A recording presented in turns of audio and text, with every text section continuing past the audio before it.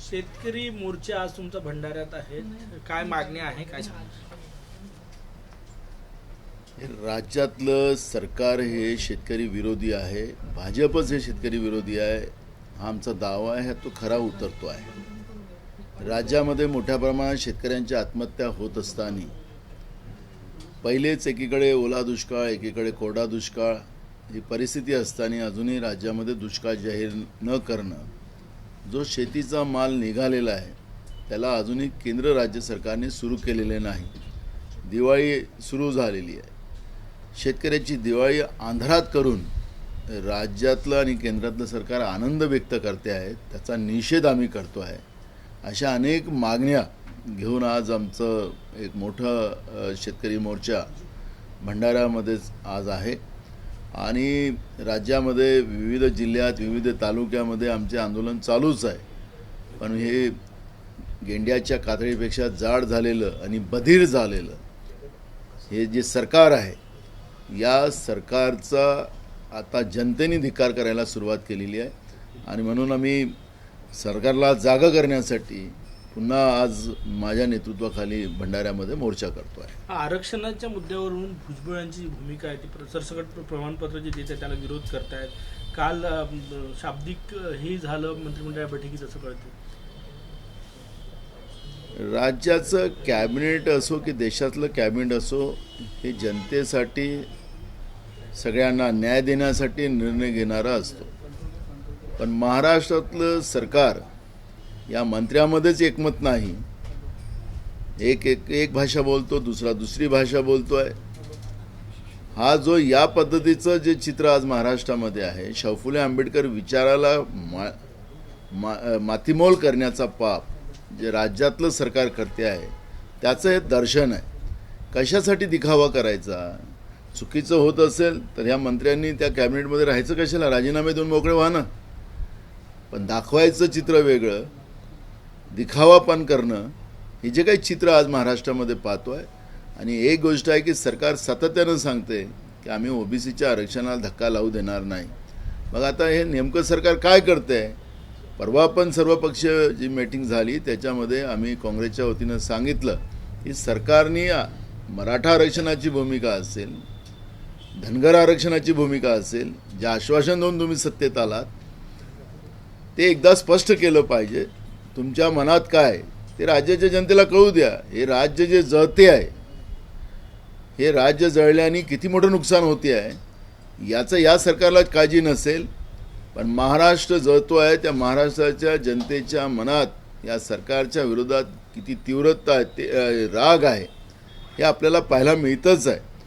पण आज जी काही परिस्थिती आहे ही स्पष्टता न करणं, लोकांमध्ये आपसामध्ये OBC versus Maratha, Dhangar versus other अशा पद्धतीचा वाद निर्माण करून जे मूळ प्रश्न महागाई असेल, बेरोजगारी असेल, शेतकऱ्यांचे प्रश्न असतील, गरिबांचे प्रश्न असतील, तरुणांचे प्रश्न जे आहेत विशेष करून, त्याच्यामध्ये सरकारने कंत्राटी आम्ही भरती रद्द केली अशा पद्धतीचं भीमघोषणा राज्याच्या मुख्यमंत्र्यांनी मागच्या काळात केली।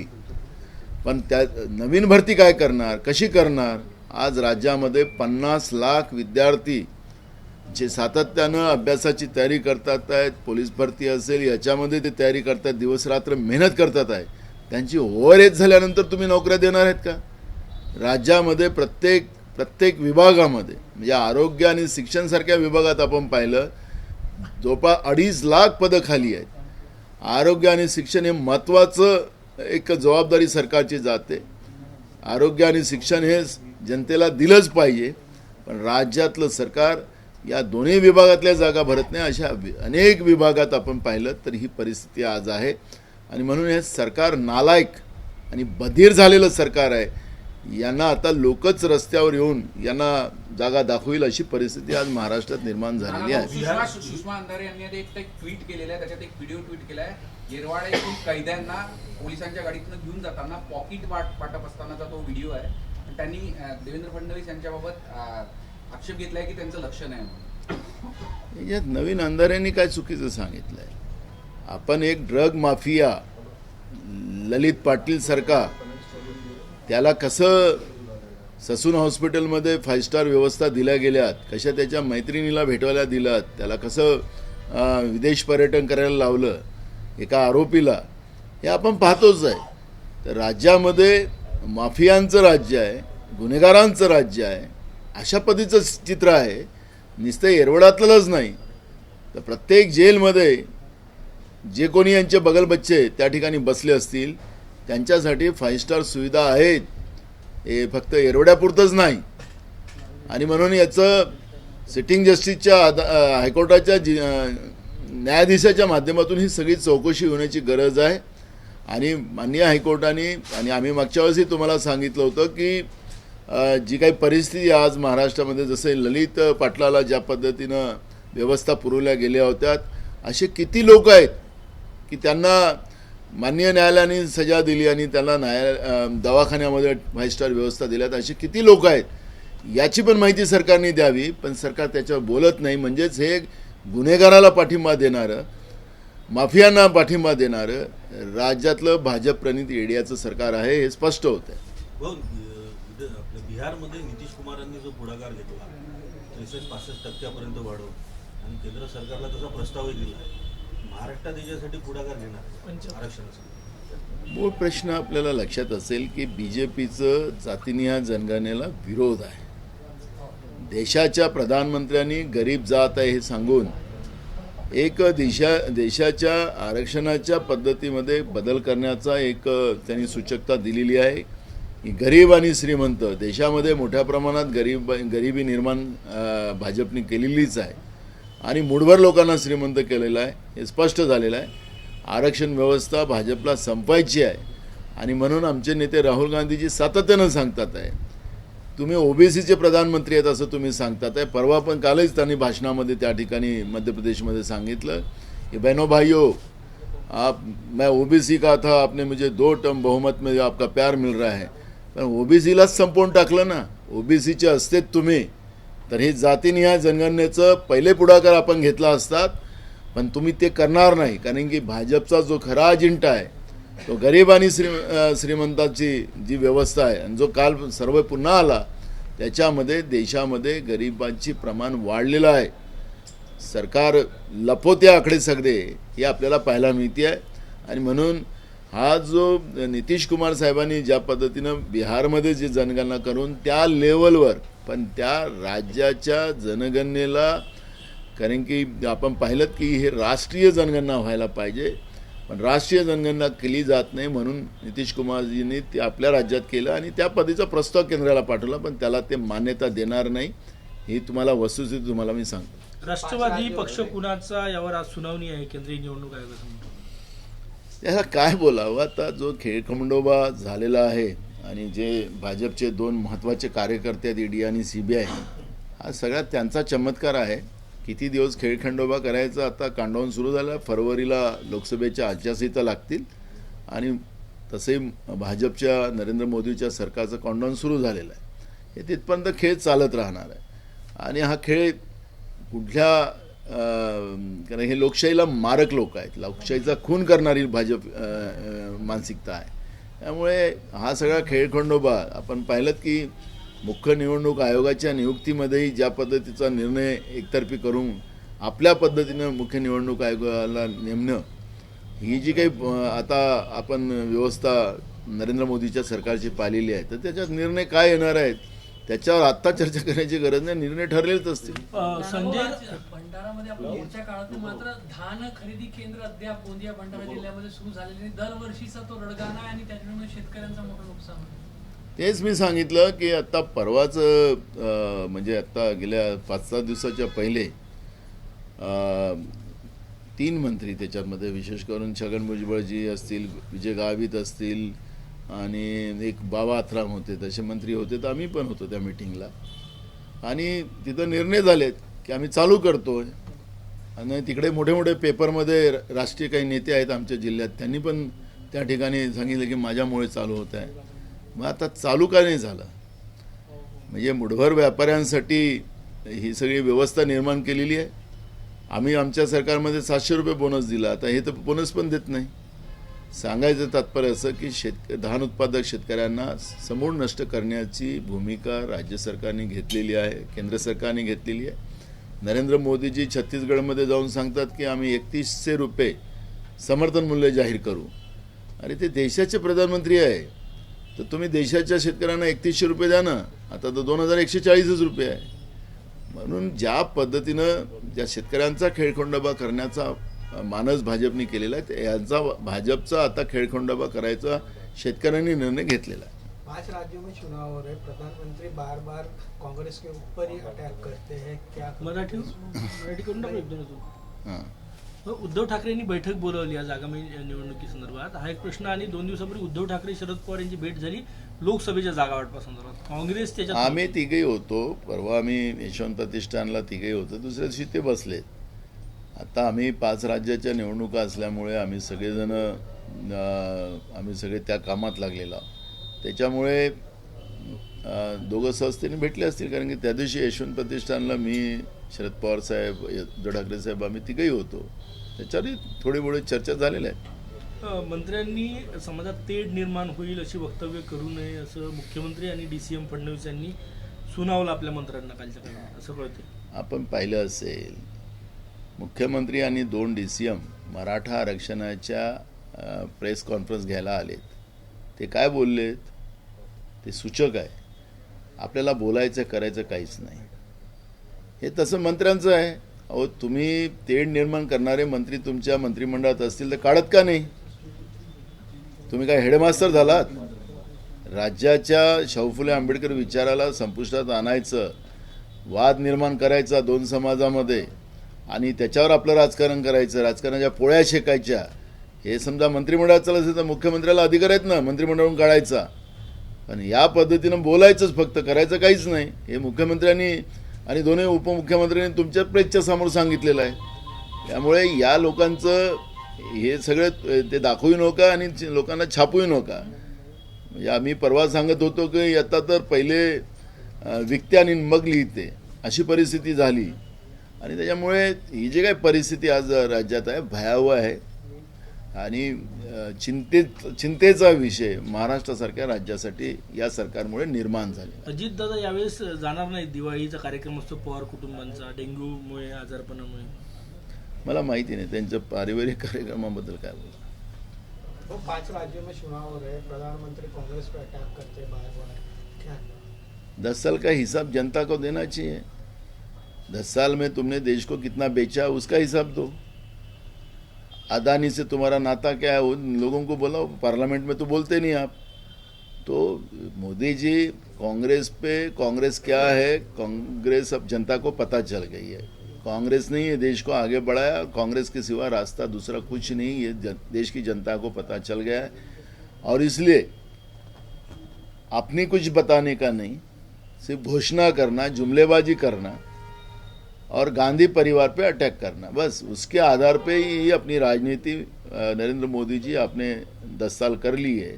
अब ये नहीं चलेगा. आपको आपका हिसाब देना पड़ेगा और आपका हिसाब कुछ नहीं है. आपने देश के लोगों को नोटबंदी, सबसे बड़ा कल ही दिन था उसका, नोटबंदी का सालगिरह सब लोग मनाते उसका, क्योंकि वो देश के लिए काला दिन था. देश का नहीं तो दुनिया का सबसे बड़ा भ्रष्टाचार अगर कोई चीज़ हुआ होगा तो नोटबंदी था. 8 तारीख नवंबर की रात की 8 बजे हम सब लोग याद रखते हैं उसको, 2016 की बात. तो ये भ्रष्टाचार, दुनिया का बड़ा भ्रष्टाचार नोटबंदी के माध्यम से आपने किया. उसके बारे में बताइए क्या हुआ फ़ायदा. आपने GST लाया, GST में किसका फ़ायदा हो रहा है, तुम्हारे मित्रों का कितना हो रहा है और लोगों को कैसे लूटा जा रहा है, वो बताइए आप. आप वो नहीं बताएंगे. पूरे देश की जनता को, युवाओं को बेरोजगार कर दिया आपने. पकौड़े तलने की बात करते हो, वो बात नहीं करेंगे.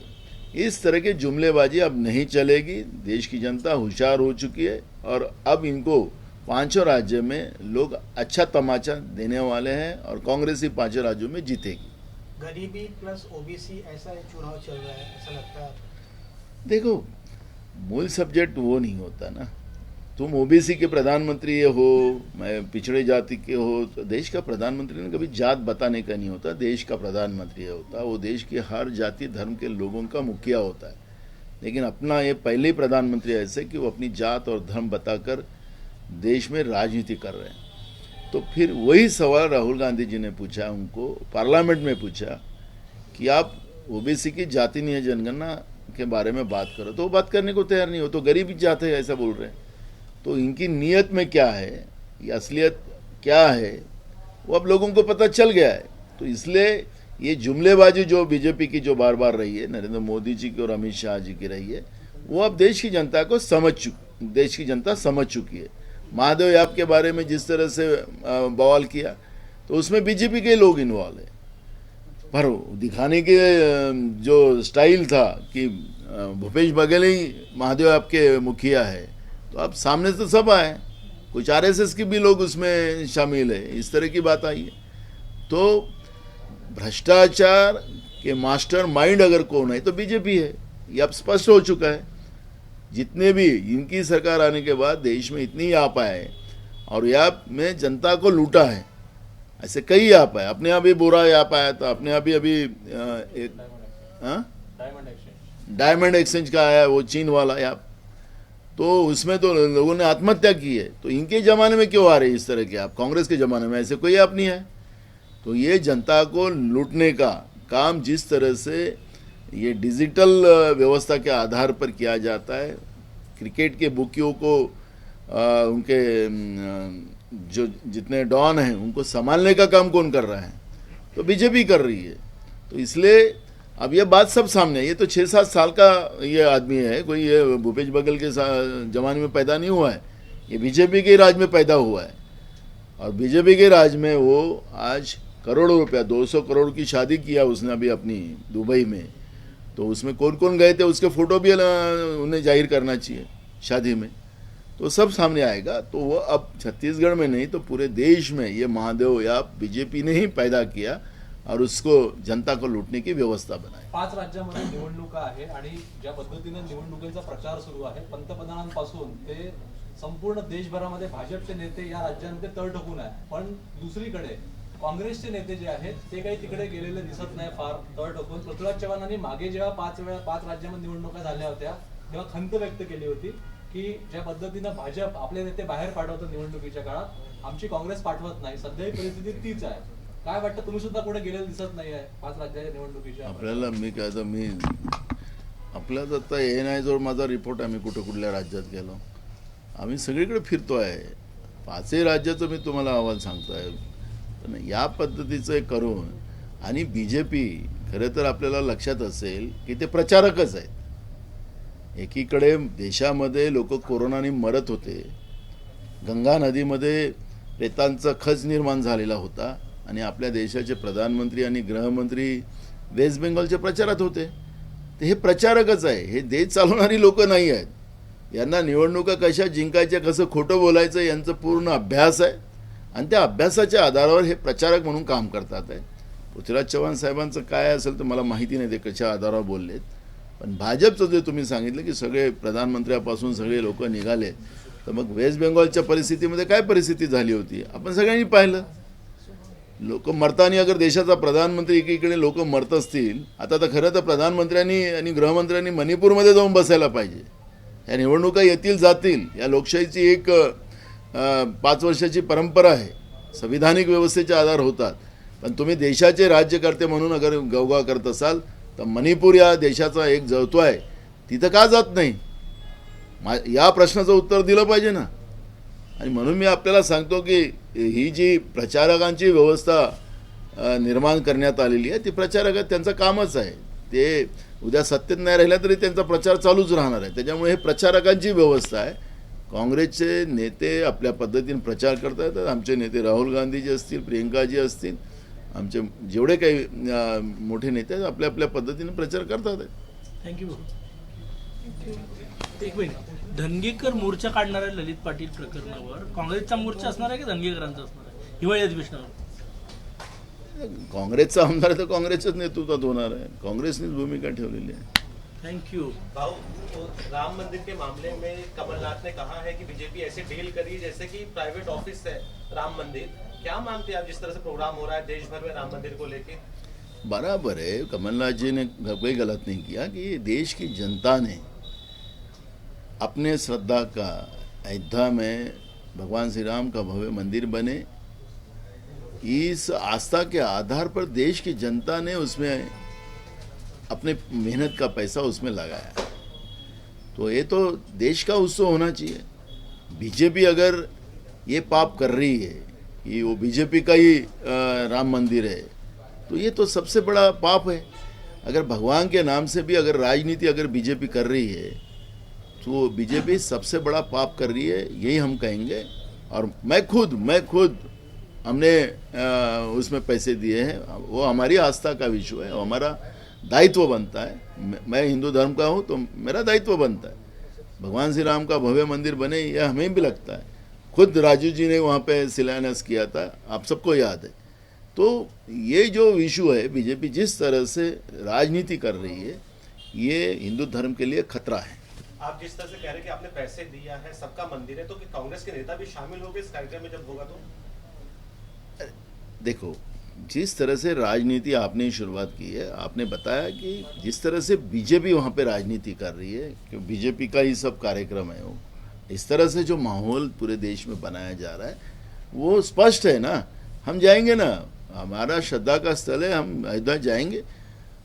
मैं जाके भी आया अयोध्या, लेकिन मेरा ये कहना है कि जिस तरह से राजनीति कर रही है सत्ता में बैठी बीजेपी भगवान श्री राम जी के मंदिर के आधार पर, तो ये सबसे बड़ा हिंदू धर्म के लिए खतरा है। उद्घाटन कार्यक्रम में कांग्रेस नेता शामिल होंगे क्या? भाई, उद्घाटन अलग है, उद्घाटन से राम जी मिलेंगे ऐसा नहीं ना। वो तो राम जी छोटे बन जाते और देश के प्रधानमंत्री बड़े बन जाते हैं। तो ऐसे जो कल कपट करने वाले, जो छल कपट करने वाले लोगों के साथ में दर्शन करने का कोई मतलब नहीं ना। राम जी से तो हम खुद ही भगवान श्री राम से हम जाके मिल सकते हैं, तो उसमें क्या तकलीफ है। लेकिन जिस तरह से राजनीति जो बनाई जा रही है, वो ही हिंदू धर्म के लिए खतरा है। एबीपी माझा, उघडा डोळे बघा नीट।